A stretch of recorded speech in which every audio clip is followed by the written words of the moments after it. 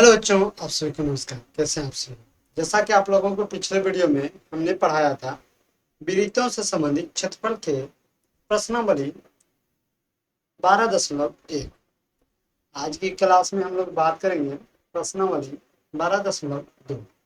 देखिए, इससे पहले हम लोग बात ये कर लें, इस चैप्टर में क्या फॉर्मूला लगेगा, उसका बेसिक कॉन्सेप्ट को हम लोग सीखेंगे, तभी फिर हम 12.2 बनाएंगे। चलिए स्टार्ट करते हैं 12.2 से रिलेटेड बेसिक कॉन्सेप्ट के बारे में जानेंगे।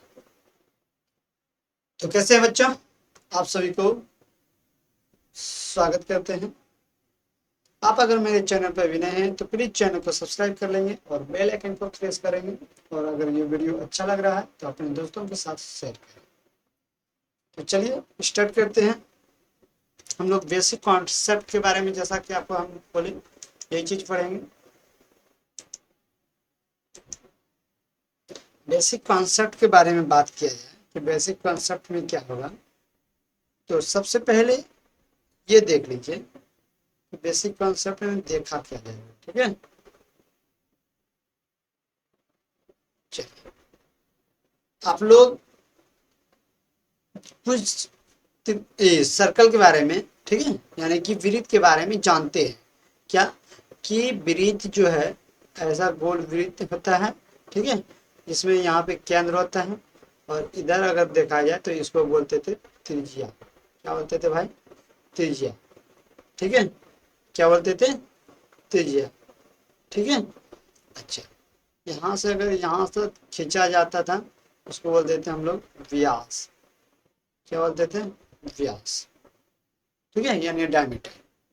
लेकिन अभी जो हम लोग पढ़ेंगे वो पढ़ेंगे त्रिज्यखंड के बारे में और वृत्त के क्षेत्रफल के बारे में। ठीक है, तो त्रिज्यखंड क्या होता है, दीर्घ त्रिज्यखंड क्या होता है, तो देखिए यहाँ पे आपको समझना है। ठीक है भाई,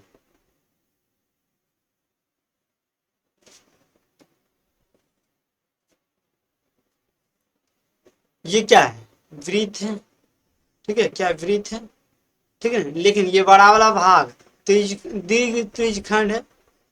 दीर्घ मतलब बड़ा त्रिज्यखंड। ठीक है, क्या बड़ा त्रिज्यखंड है।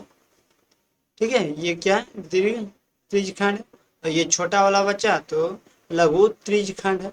अच्छा, इसको त्रिज्यखंड कहने का मतलब क्या है कि ये जो त्रिज्या है, ठीक है, इसी से बनता है ना, तो ये त्रिज्यखंड होता है। ठीक है, समझ रहे हैं बात?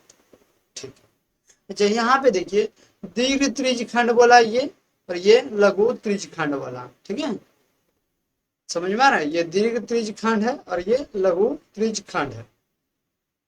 अब ऐसा क्यों और इसका यूज कहाँ होगा, तो ये हम लोग आगे देखते हैं। तो ये चीज तो यहाँ पे समझ में आ गया होगा आपको ना, कि त्रिज्यखंड क्या होता है, लघु त्रिज्यखंड, दीर्घ त्रिज्यखंड किसको कहते हैं। ठीक है भाई, अब देखिए एक फार्मूला आता है। ठीक है, क्या फार्मूला? फार्मूला क्या है कि कोण थीटा वाले त्रिज्यखंड का क्षेत्रफल निकालना होगा। ठीक है, तो लिखेंगे थीटा बटा 360। ठीक है, सपोज ये त्रिज्य आपका सर्कल है। ठीक है,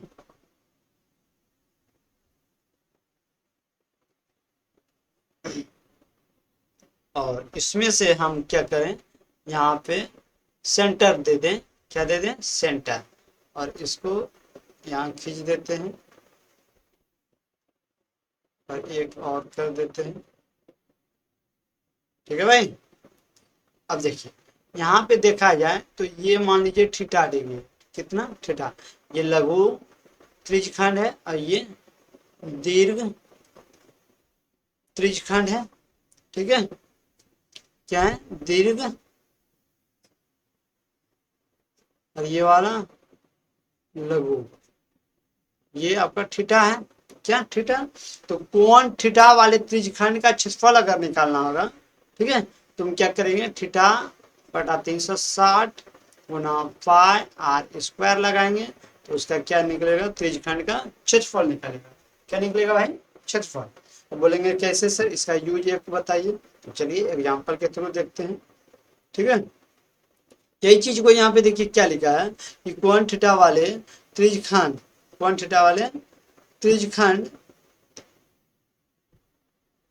के संग चाप की लंबाई थीटा बटा 360 2 पाई आर। ठीक है, 2 पाई आर, ये भी लिख लीजिएगा, ये भी आएगा हम लोग को फॉर्म। चलिए यहाँ से इसको ले लेते हैं। ठीक है भाई, ये भी लिखिए। यानी कहने का मतलब ये हुआ कि अगर मान लीजिए कि कोण थीटा वाले त्रिज्यखंड के संगत चाप की लंबाई अगर निकालेंगे तो हम क्या करेंगे, थीटा बटा 360 गुना 2 पाई आर। अब आर कहाँ से पता चलेगा सर जी, तो ये आर जो है ना गिवन हो सकता है। ठीक है, क्या गिवन रहेगा, और थीटा भी आपको गिवन रहेगा। चलिए आगे की बात करते हैं। और एक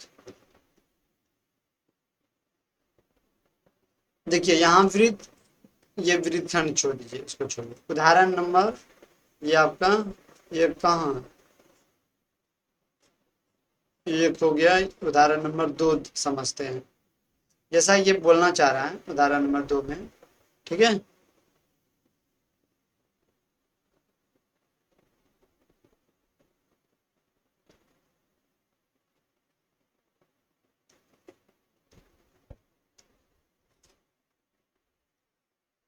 उदाहरण नंबर 2, और फिगर भी लेना पड़ेगा ना, ये फिगर है। चलिए अब समझने की कोशिश कीजिएगा। ठीक है भाई, क्या बोला है कि त्रिज्या 4 सेंटीमीटर, यानी आर का मान आपको जो है वो दे दिया 4 सेंटीमीटर। कितना दिया है, 4।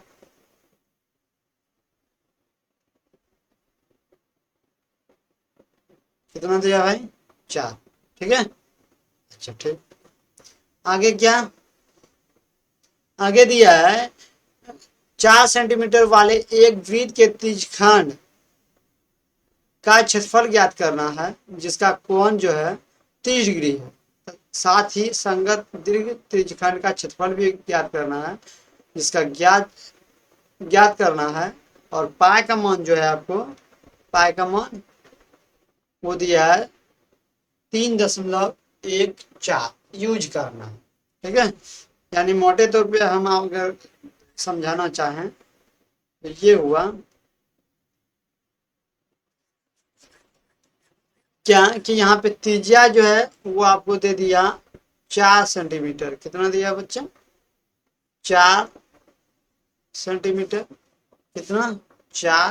तो आप लिखेंगे कि आर बराबर सर जी 4 सेंटीमीटर दिया है तथा थीटा बराबर 30 डिग्री दिया। ठीक है, हमको क्या करना है, दीर्घ त्रिज्यखंड का क्षेत्रफल निकालना है, यही है ना। और एक त्रिज्यखंड, वृत्त के त्रिज्यखंड का, तो आप जानते हैं वृत्त के त्रिज्यखंड का क्षेत्रफल बराबर क्या होता है। तो यहाँ देखिए, वृत्त कोण थीटा वाले त्रिज्यखंड का क्षेत्रफल अगर निकालना है थीटा बटा 360 और फिर पाई आर स्क्वायर, है ना, यहाँ पे दिख रहा है, देखिए है ना। तो ये फॉर्मूला लगा देते हैं हम लोग, क्या लिखेंगे, सॉरी भाई, क्षेत्रफल बराबर, ठीक है, क्या क्षेत्रफल बराबर लिखिएगा थीटा बटा 360 डिग्री गुना पाई आर स्क्वायर। ठीक है भाई, पाई आर स्क्वायर, यही है फॉर्मूला, देख लीजिए यहाँ पे आपके सामने में रखा हुआ है। ठीक है, तो अब जानते हैं कि थीटा का मान जो है ना 30 है, तो 30 लिखेंगे बटा 360 डिग्री, और फिर पाई का मान क्या बोला है 3.14, तो 14 लिखिए। आर का मान यहाँ 4 है, तो 4 गुना 4। क्यों 4 गुना 4, क्योंकि आर स्क्वायर था। ठीक है, तो ये जीरो कट गया है, 3 से इसको काटिए, क बार में कटेगा, 12 बार में। फिर इस 4 से इसको काटिए 3 बार में। ठीक है भाई, 3 बार में, कोई दिक्कत नहीं। अब आप क्या देखेंगे कि ये 3.14 गुना 4 बाय 3। ठीक है, यही आएगा। 3 से इसको भाग दीजिए, या तो फिर इसको गुना कर दीजिए, 4 चौक 16, 4 एक 4 1 5 और 4 12 दशमलव तो दशमलव बाय 3। इसको करेंगे 3 चौके 12 दशमलव 3 एकम 3। फिर यहाँ पे 2 बचेगा तो 3 × 8 = 24 और फिर 3 × 18 3 × 18 ऐसे चलते रहेगा। कहने का मतलब क्या आपका आंसर जो आया 4.18 बोल सकते हैं सेम स्क्वायर। अब देखिए, आप अगर बुक में देखेंगे तो क्या आया है आंसर, देखिए यहाँ भी वही चीज है, क्या 4.19 सेम स्क्वायर लगभग है। और हम लोग का क्या आया है, तो हम लोग का आया है यहाँ पे, देखिए ये आया है ना, इसको आप भी लिख सकते हैं उसी तरह से जैसे ये लिखा है, या फिर 4.19 भी बोल सकते हैं सेम स्क्वायर लगभग। ठीक है बच्चे, लगभग। कोई दिक्कत इसमें समझने में? आगे की बात बोला है कि साथ ही संगत दीर्घ, यानी ये बड़ा वाला जो है ना बाहर वाला, ठीक है, दीर्घ त्रिज्यखंड का क्षेत्रफल भी ज्ञात करना है। अब दीर्घ त्रिज्यखंड अगर देखा जाए मतलब ये 30 डिग्री, ठीक है। अब देखिए यहाँ पे ही आपको समझने की जरूरत है, ये 30 डिग्री, आप जानते हैं कि पूरा जो होता है वो होता है 360 डिग्री। 360 में अगर 30 को हटा दिया जाए तो बचेगा क्या, तो आप कहेंगे 330 डिग्री। ठीक है, तो आप क्या निकाल नहीं सकते हैं ऐसा, आप निकाल सकते हैं ऐसा, क्या वही चीज करना है, लेकिन अब की बार थीटा का मान जो है आप 330 डिग्री रखिए सॉल्व कीजिए। ठीक है, आर तो वही रहेगा, आर बराबर 4। तो आप क्या बोलेंगे यहाँ पे सर जी, आप बोलेंगे कि क्षेत्रफल बराबर ये दीर्घ के लिए, ठीक है, दीर्घ त्रिज खंड का क्षेत्रफल बराबर क्या, थीटा बटा 360 गुना पाई आर स्क्वायर। ठीक है, थीटा का मान 330 बटा 360 डिग्री, डिग्री यहाँ भी, और यहाँ पे 3.14 गुना आर का मान क्या होगा, तो वही होगा जो पहले है। ठीक है, क्या, तो 4 × 4, कोई दिक्कत नहीं, ये जीरो गया। ठीक है, फिर क्या 4 से इसको 9 बार में काटिए, 9 × 4 = 36 होता है। ठीक है, इसलिए और बच जाएगा एक 4। अभी और काट सकते हैं इसको, 3 तिये और 11 तिये। ठीक है, अब 3 रह गया, तो ऊपर में क्या आया आपका 11 गुना 3.14 गुना 4 अपाय 3, ये बचेगा। अब 11 × 4 अगर कीजिएगा तो कितना हो जाएगा 44 गुना 3.14 बटा 3। ठीक है बच्चे, चलिए अब इसको गुना कीजिए, 314 यहाँ दशमलव है तो दशमलव और 44, 4 से गुना कीजिए, 4 × 4 = 16, 4 × 1 = 4, 1 = 5 और फिर 4 × 3 = 12। फिर इसी को 1256 लिख देते हैं, और 6 1 7 1 8 हो जाता, और फिर 3 1 दशमलव का 2 दशमलव, मतलब कि 138.16 इसी को और भी क्या हो सकता है, तो आप बोलेंगे सर जी ये 3 से काटिए, 3 × 4 = 12, फिर 3 × 18 दशमलव का दशमलव, और फिर 0 3 × 5 = 15 और 3 × 3 = 9, 3 × 3 = 9 ऐसे चलते रहेगा, मतलब कि 46.1 बोल सकते हैं सेम स्क्वायर। ठीक है, देखिए इसका आंसर क्या आया, 46.1 सेम स्क्वायर है ना लगभग, तो वही चीज हम लोग का भी आया। ठीक है बच्चे, बोलिए कोई दिक्कत है तो लगभग लिख देंगे। ठीक है, लगभग। तो क्या आपको ये समझ में आया जो हमने आपको बताया, क्या ये समझ में आया, बोलिए भाई, समझ में आया? आई होप कि आपको क्लियर हुआ होगा। ठीक है, नाउ आगे हम बढ़ते हैं।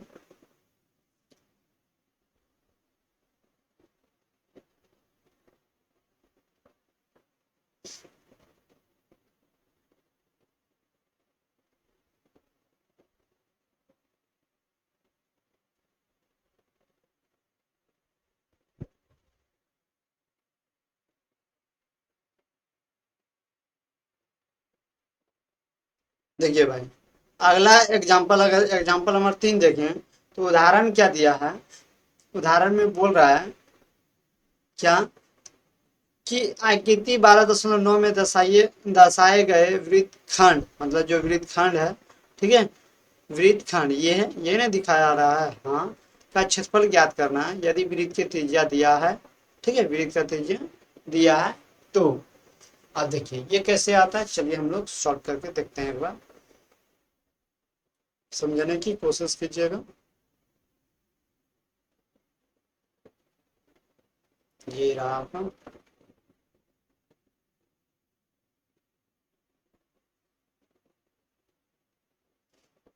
चलिए अगर आप अच्छा से समझे, ठीक है, आपके सामने में पूरा लिख रहे हैं, अगर समझ लिए तो फिर बेड़ा पार।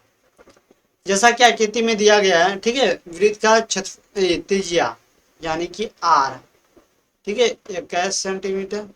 अच्छा, और थीटा, थीटा का मान दिया है आपको 120 सेंटीमीटर, ठीक है। सबसे पहले हम क्या करते हैं, यहाँ पे आपका जो है ना वृत्तखंड का क्षेत्रफल निकाल लेते हैं, क्या है ना, त्रिज्यखंड, त्रिज्यखंड, तो त्रिज्यखंड का ही क्षेत्रफल निकाल लेते हैं, लघु त्रिज्यखंड, तो लघु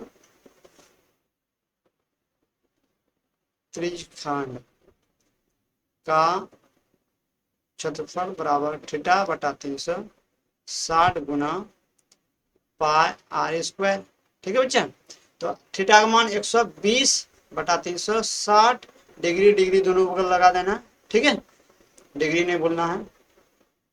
आगे क्या, तो फिर पाई का मान यहाँ दिया 22/7 यूज करने, तो 22/7 गुना आर का मान, तो आप आर का मान लिखेंगे 21, तो 21 गुना 21, 7 से इसको काट देंगे, ठीक है, 12 इससे कट जाएगा 3 बार में, फिर ये तीन कट गया, अब बच्चा 21, 22 गुना 21, तो 22 एकम 22, 22 दूनी 44, यानी 465 सीएम स्क्वायर। ये क्या आया है, तो लघु त्रिज्यखंड का क्षेत्रफल, यानी कि ये पूरे का क्षेत्रफल, ठीक है बच्चा, ये आया। बट हमको निकालना क्या है, तो वृत्तखंड का क्षेत्रफल निकालना है, मतलब कि ये जो शेडेड एरिया था ना, ये वाला एरिया, ठीक है, वो निकालना है। चलिए देखिए एक बार अच्छा से, क्या निकालना है, ये वाला एरिया, तो इसका एरिया कैसे निकलेगा, ठीक है, यही निकालना है। तो क्या यहाँ पे ये जो यहाँ पे ट्रेंगल है, इस ट्रेंगल का एरिया निकाल के अगर इसको हटा दिया जाए तो नहीं आ जाए, बिल्कुल आ जाए। चलिए कैसे सर जी, तो आगे देखते हैं हम लोग, ठीक है, यहाँ तक में कोई दिक्कत नहीं, आगे देखेंगे यहाँ से क्या हो क्या रहा है। देखिए यहाँ तक तो कोई दिक्कत वाली बात नहीं है। आगे क्या है कि एक ट्रेंगल है अंदर में, ठीक है, एक ट्रेंगल है, ट्रेंगल ड्रॉ कर लेते हैं, ठीक है, लीजिए ट्रेंगल, जिसमें कि बोला था कि ये जो है ये एंगल 120 डिग्री है, ठीक है। अगर यहाँ से परपेंडिकुलर खींच दिया जाए, मतलब कि 90 डिग्री मान लीजिए, तो ये 60 डिग्री और ये भी कितना हो जाएगा 60 डिग्री, हाँ या ना।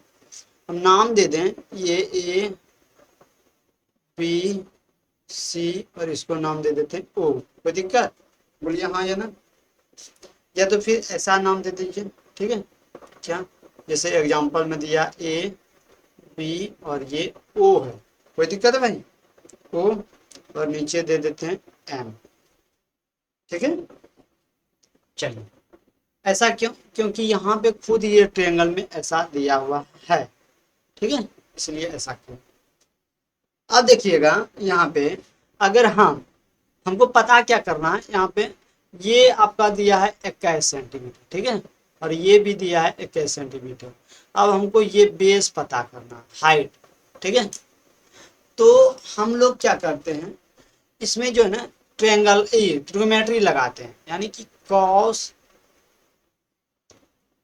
60 डिग्री बराबर बी बाई जानते हैं कॉस, तो बी क्या हो जाएगा यहाँ पे आपका, बोलिए बी क्या हो जाएगा, ओ एम, ठीक है, बी बाई एच, और यहाँ पे ए ओ, या ओ ए बोल दीजिए, ए ओ ही अच्छा रहेगा, ए ओ, ठीक है।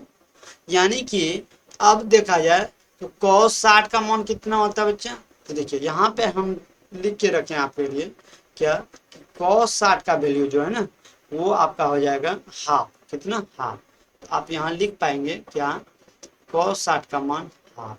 लेकिन OM का वैल्यू तुमको पता नहीं है, बट ओ का वैल्यू पता है 21। तो यहाँ पे 21 मतलब कि ये क्रॉस मल्टीप्लाई 21/2 बराबर OM आएगा ना। यानी कि आप बोल सकते हैं कि OM बराबर आ गया 10.5 cm। हाँ या ना? हाँ या ना? बोलिए, कोई दिक्कत नहीं। आगे की बात किया जाए, ठीक है, आगे की बात करते हैं। अभी आपको OM मतलब कि क्या पता चला है, ये वाला OM, ठीक है, कितना? तो 21/2 या फिर आप बोल सकते हैं 10.5, ठीक है। और अभी पता करना है क्या, ये चीज, ये लाइन। तो हम लगा सकते हैं क्या, साइन का वैल्यू, ठीक है बच्चा, क्या साइन की बात है। साइन 60 डिग्री बराबर क्या जानते हैं? तो साइन का जानते हैं P/H होता है। क्या? P/H, ठीक है। क्या होता है? P/H। यानी कि P जो है यहाँ पे ये 90 डिग्री है, ठीक है, 90 डिग्री। तो फिर यहाँ पे AM/AO हो जाएगा। अब साइन 60 का मान कितना होता है? तो हो जाता है आपका √3/2 बराबर AM का वैल्यू तो नहीं पता है, बट AO वैल्यू पता है 21।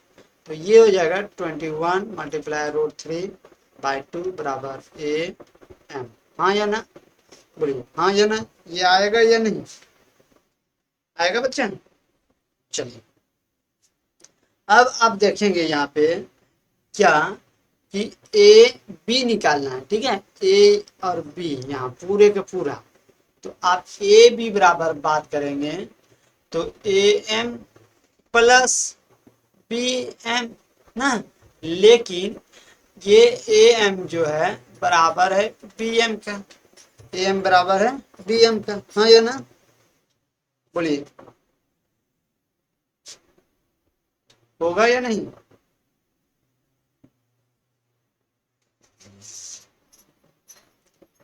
हाँ, ऐसा होगा। क्यों? क्योंकि ये डबल होता है ना।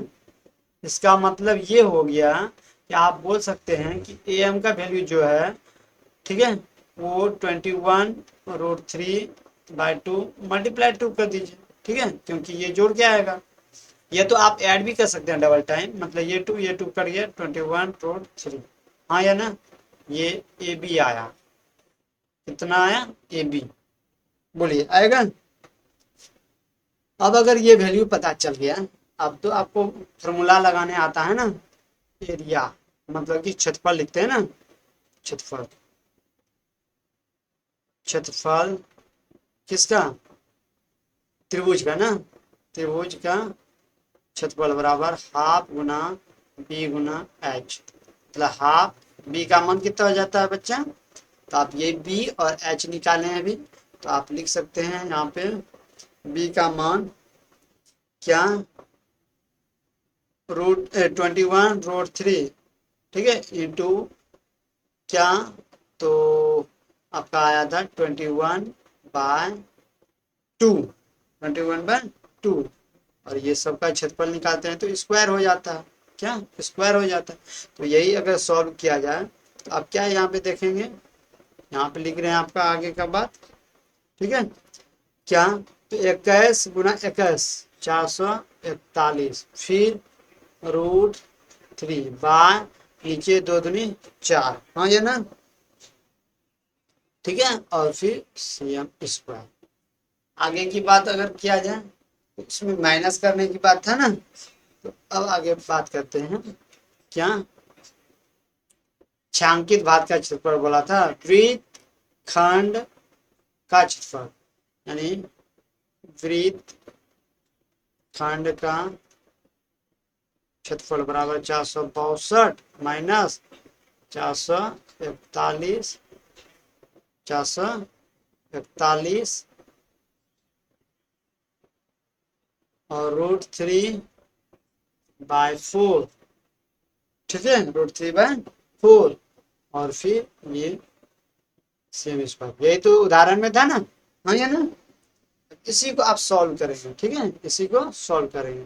तो 4×8, 4×4 = 24, और 4×16 = 18, -441, और √3/4, यही आया। हाँ या ना। अब कैसे होगा, तो आपको क्या करना है, √3 का मान, ठीक है, √3 का वैल्यू जो आता है वो निकाल के इसको सॉल्व करेंगे। तो सबसे पहले हम लोग क्या करेंगे, √3 का वैल्यू पता करते हैं, ठीक है। चलिए आपके सामने एक कैलकुलेटर लाते हैं, आप ध्यान से देखेंगे। जैसा कि आपको बोला कि रूट ना, तो √3 का वैल्यू कितना हो जाता है, एक मिनट, रूट, ठीक है, 3 वैल्यू कितना होता है, कुछ गड़बड़ हो जा रहा है, एक मिनट। अब लीजिए आ गया, √3 का वैल्यू जो है आपका 1.73, ये भी आपने देखा। तो आप लिखेंगे 1848 - 441 गुना 1.73/4, ठीक है, सेम स्क्वायर। अब क्या किया जाए, तो फिर से आगे की क्रियाकलाप क्या करते हैं, 1800, पहले तो आपको गुना करते हैं, 11 नहीं, 441 ना, 441 गुना रूट,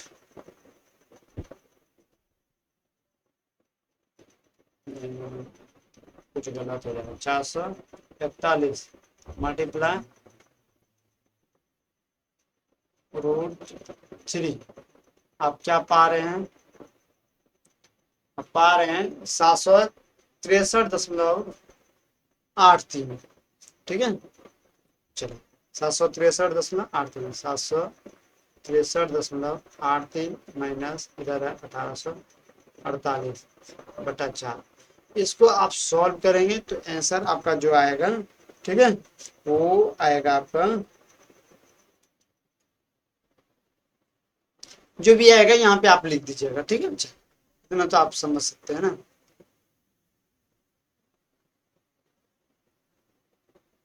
चलिए, आई होप कि आपको क्लियर हुआ होगा, ठीक है। और ये क्वेश्चन थोड़ा सा लंबा जा रहा था। आगे की क्लास में हम लोग बात करेंगे एक्सरसाइज के ऊपर, ठीक है। तो आज की क्लास में यहीं पे हम छोड़ रहे हैं, कोई प्रॉब्लम हो तो कमेंट बॉक्स में कमेंट करेंगे, ठीक है। चलिए थैंक यू, मिलते हैं नेक्स्ट वीडियो में, तब तक के लिए जय हिंद।